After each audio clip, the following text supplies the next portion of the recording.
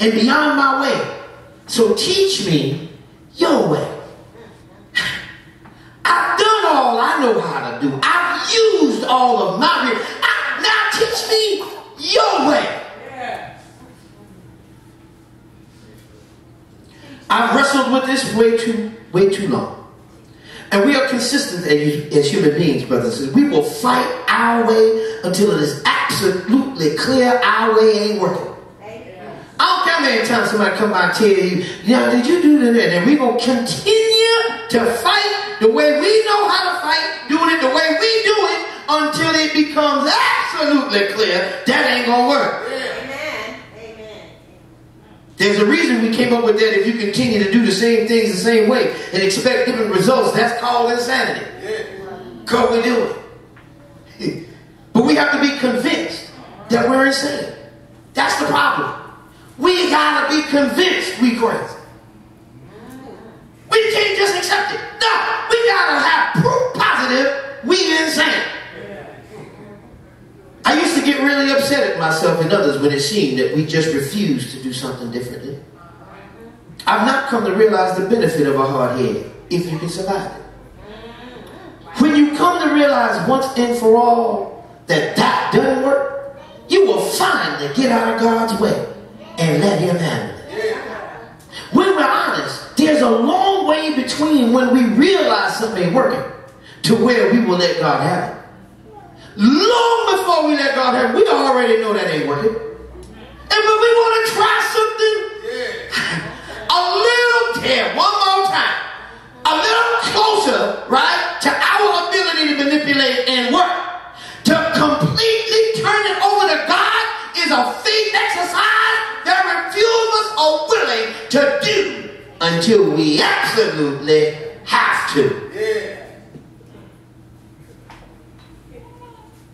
We love to say we give it to God like we do it automatically, but that's rare. Most times we want to feel like we had something to do with figuring out how to fix a situation. That's why church attendance gets so crazy, right?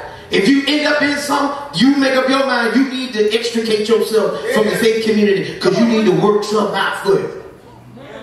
You don't want to be a burden to nobody. Huh? When you're really saying, I don't want nobody to know my business. I don't want everybody to know that all my stuff ain't together. And I don't want everybody to be looking at me funny, wondering whether or not I'm going to be okay. Because I'd like to show up at church and all mine is together.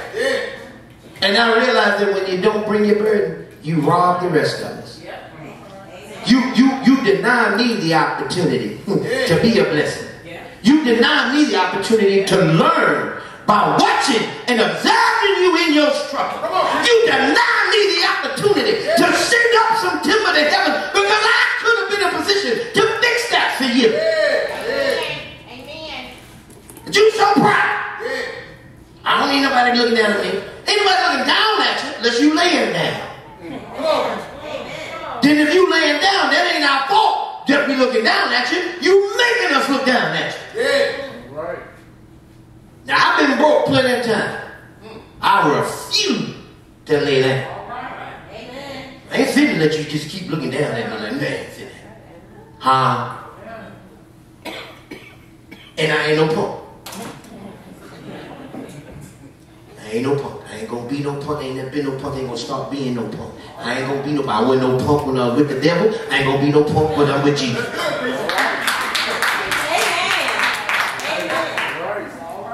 You ain't just gonna come jump me with some nonsense. No, show prove them, bro. What you got?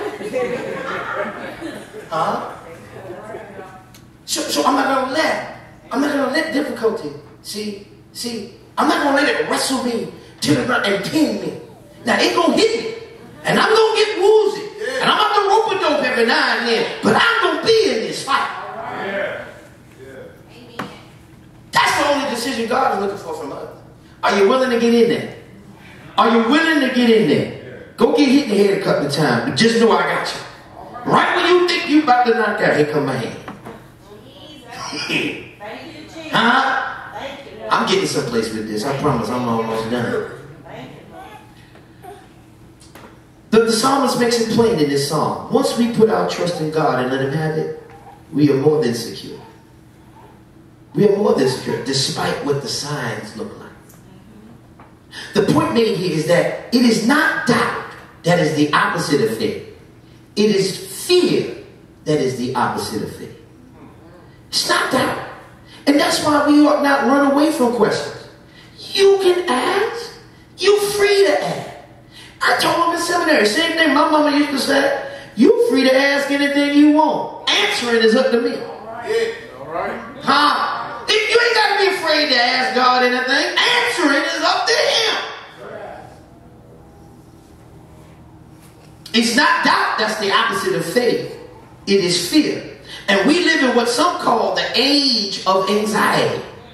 How difficult is it in our secular world to base our entire existence on God? It's easy to say, it's a very different thing to pull off. The real measure of difficulty is not outright doubt. Many people still profess a belief in something. But the pervasive anxiety that characterizes contemporary existence is rooted in the lack of trust. I know what you said, but I don't believe that. I know what you saying, Grandmama, but that don't make sense. So I'm not going to do that. The anxiety gets interpreted as a failure of nerve.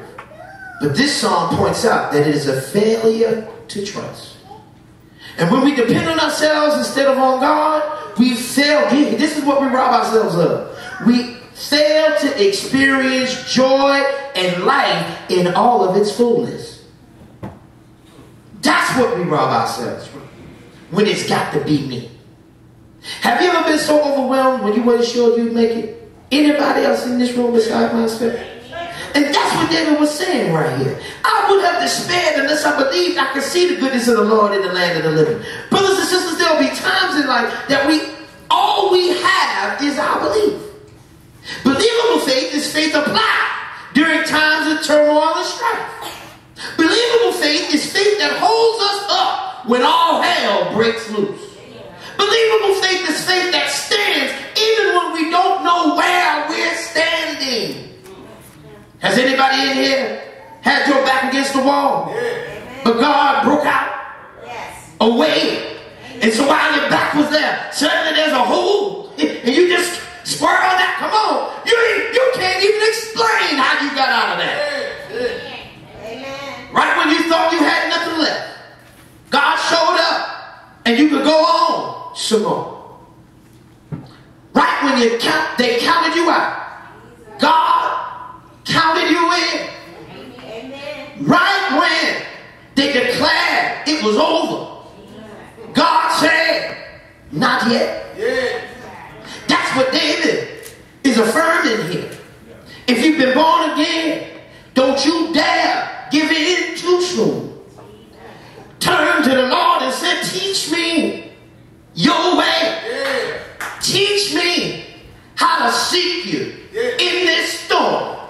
Teach me how to stand while in the midst of my uncertainty.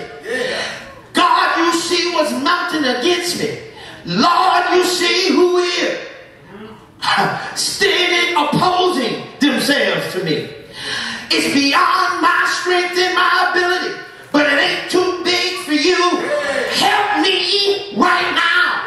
Teach me your way. Teach me how to do it in the manner with which you desire of me. Teach me what's wrong with me.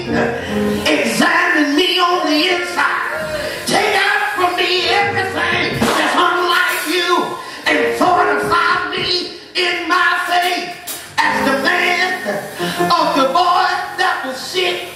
And Jesus said all things are possible to him that